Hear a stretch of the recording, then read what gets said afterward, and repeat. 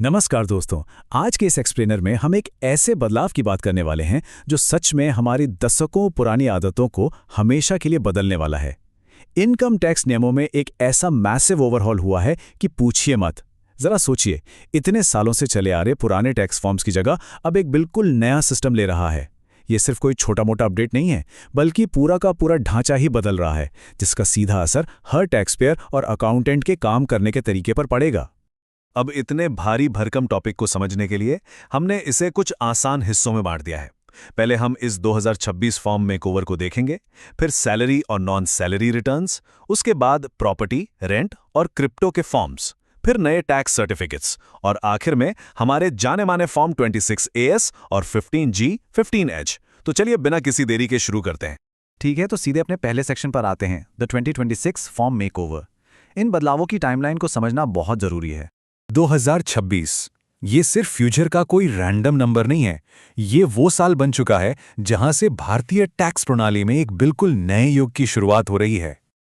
और सबसे अहम बात यह है कि ये बदलाव ऑफिशियली इसी महीने यानी 1 अप्रैल 2026 से लागू हो चुके हैं। इसका सीधा सा मतलब यह है कि अगर आप अकाउंटेंट हैं, फ्रीलांसर हैं या टैक्स प्रोफेशनल हैं, तो आपको बिना किसी देरी के इन नए फॉर्म्स के इस्तेमाल तुरंत शुरू करना होगा। पुरानी आदतों को गुड बाय कहने का वक्त आ गया है। चलिए अब अगली कैटेगरी की तरफ बढ़ते हैं और सैलरीड कर्मचारियों और बिजनेसेस द्वारा फाइल किए जाने वाले सबसे आम रिटर्न्स को डिकोड करते हैं। यहाँ थोड़ा ध्यान दीजिएगा, जो हमारे पुराने सैलरी और नॉन सैलरी रिटर्न्स थे ना, वो अब एक बहुत ही क्लीन 100 सीरीज में शिफ्ट हो गए हैं। लेटर्स और नंबर्स का वो पुराना कन्फ्यूजन अब खत्म। जैसे सैलरी टीडीएस रिटर्न के लिए जो हम फॉर्म 24Q यूज करते थे, वो अब बन गया है फॉर्म 13A। रेजिडेंट्स के लिए नॉन सैलरी टीडीएस रिटर्न यानी पुराना फॉर्म 26Q और फॉर्म 140 है। अगर बात नॉन रेजिडेंट्स के टीडीएस रिटर्न की हो तो पुराना फॉर्म 27Q और फॉर्म 144 बन गया है, और टीसीएस रिटर्न के लिए फॉर्म 27EQ की जगह अब फॉर्म 143 ने ले ली है। ये नंबर्स का एक बहुत बड़ा शिफ्ट है जिसे याद रखना अब एब्सोल्युटली क्रूशल है। अब आते हैं अपने तीसरे सेक्शन पे, प्रॉपर्टी, रेंट और क्रिप्टो। ये वो स्पेशल ट्रांजैक्शंस हैं जहां अक्सर लोग सबसे ज्यादा उलझन में पड़ जाते हैं। आप सभी को ये लेटर्स और नंबर्स का कॉम्प्लिकेटेड जाल तो याद ही होगा।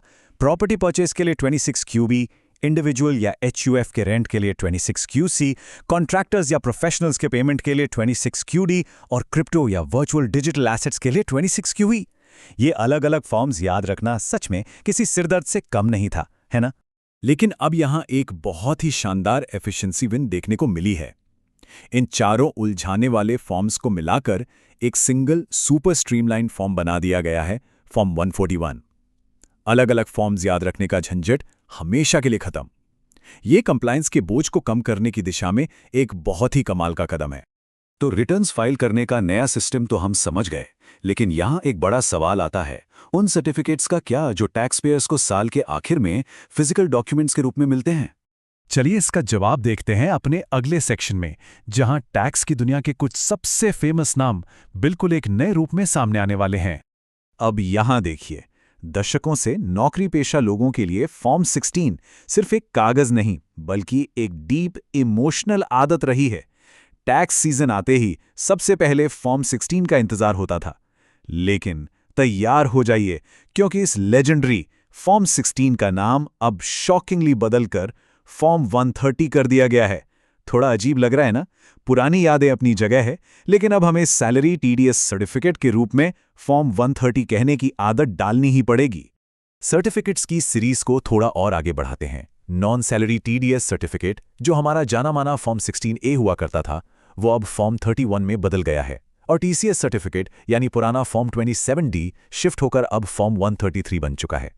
तो बेसिकली ये सारे इंपॉर्टेंट सर्टिफिकेट्स अब एक बहुत ही नीट और क्लीन 130 सीरीज में आ गए हैं।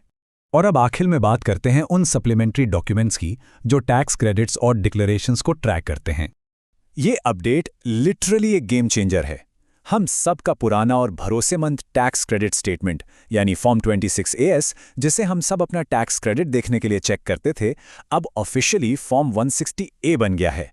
और वो जीरो टीडीएस वाले क्रूशल डिक्लेरेशंस फॉर्म 15G और 15H, उन्हें अब मर्ज करके एक सिंगल नया फॉर्म 121 बना दिया गया है। दो फॉर्म्स का ये मर्जर प्रोसेस को बहुत ही सिंपल बना देगा। तो इस सब के बाद एक बहुत ही प्रोवोकेटिव सवाल पीछे छूट जाता है। क्या हमारी दशकों पुरानी अकाउंटिंग की आदतें इन नए नंबर्स के हिसाब से इतनी आसानी से बदल पाएंगी? अप्रैल 2026 से ये नई रियलिटी शुरू हो चुकी है, तो जाइए अपने अकाउंटिंग सॉफ्टवेयर और प्रोसेस को एक बार फिर से डबल चेक कीजिए। आज के इस एक्सप्लेनर में बस इतना ही। उम्मीद है ये जानकारी आपके काम आएगी।